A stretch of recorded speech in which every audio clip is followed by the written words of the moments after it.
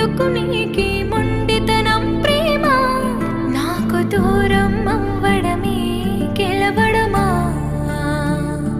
నీ పంతం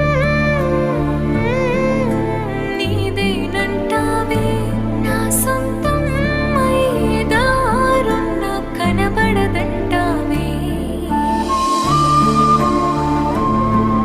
కీర్తి దూరం అయిపోతుందేమో అని భయం వేసింది. 25 రోజులుగా ఒక్క మూమెంట్ కోసం ఎదురు చూశాను. రోజులు గంటలు అయిపోతున్నాయి, గంటలు నిమిషాలు అయిపోతున్నాయి. ఒక్క మూమెంట్.